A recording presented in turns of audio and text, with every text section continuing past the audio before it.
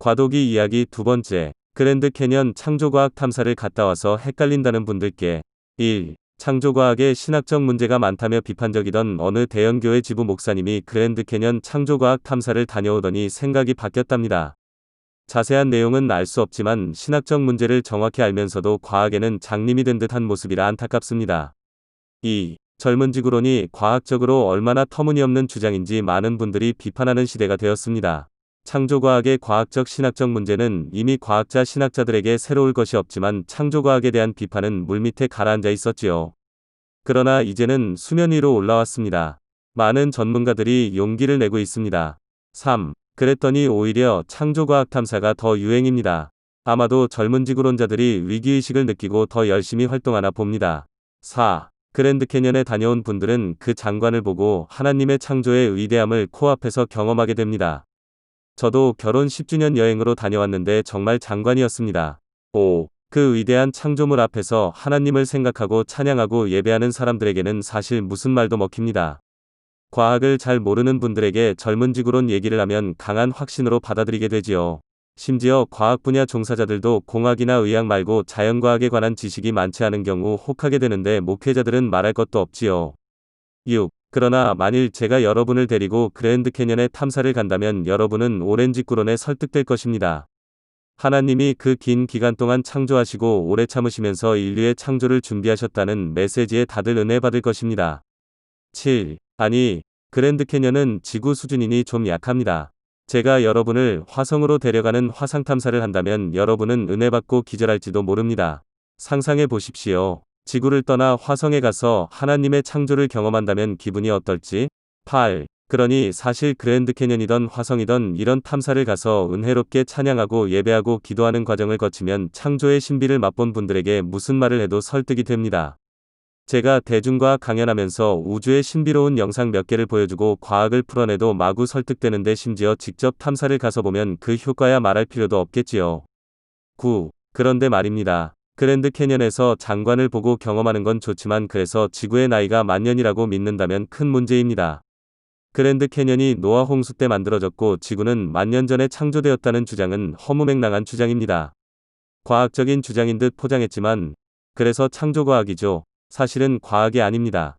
창조과학은 과학이 아닙니다. 이 말은 침대는 가구가 아닙니다라는 말과 심각한 질적 차이가 있습니다. 10. 창조과학의 젊은 지구가 틀렸고 지질학의 오랜 지구가 맞다는 증거를 대라는 분들이 있는데요. 과학자들은 그저 귀찮아서 상대를 안 할 뿐입니다.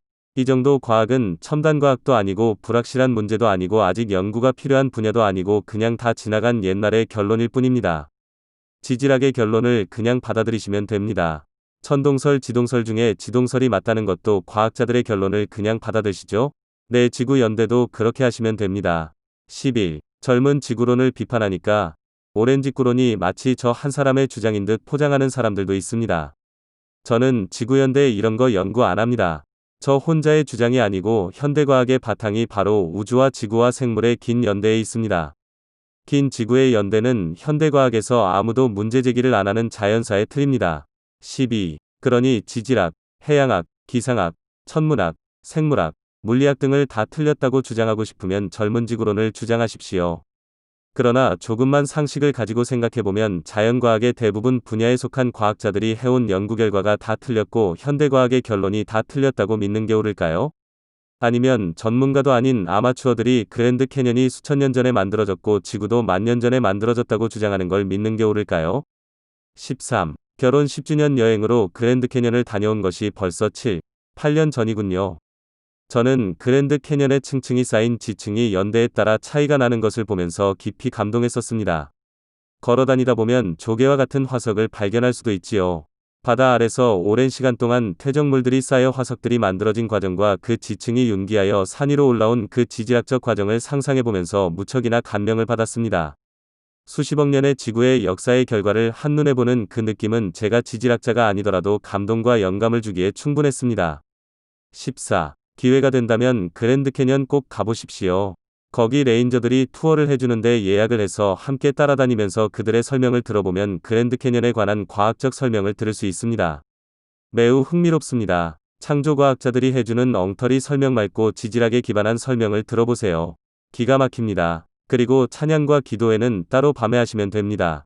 15. 마음 같아서는 제가 그랜드 캐년 투어를 만들고 싶은 심정입니다. 화성 투어는 불가능하지만 그랜드 캐년 정도는 사실 가능하니까요. 16. 창조과학 탐사를 다녀오신 분들은 젊은 지구론에 세뇌되어 있는 경우가 많은데 그도 그럴 것이 심각한 정보의 불균형을 겪기 때문이죠.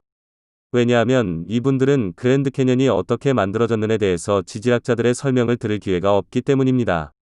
그렇다고 그랜드 캐년 입구에 있는 극장에서 다큐멘터리 영화를 보러 들어가지도 않을 테고 그랜드 캐년에 관해 지질학자들이 쓴 좋은 책들도 읽지 않을 테죠. 그러니 카더라 통신원이 되고 맙니다. 17. 그랜드 캐년 말고 설악산은 언제 만들어졌을까요? 노아 홍수 때 만들어졌을까요? 아이고 참 갈 길이 멉니다.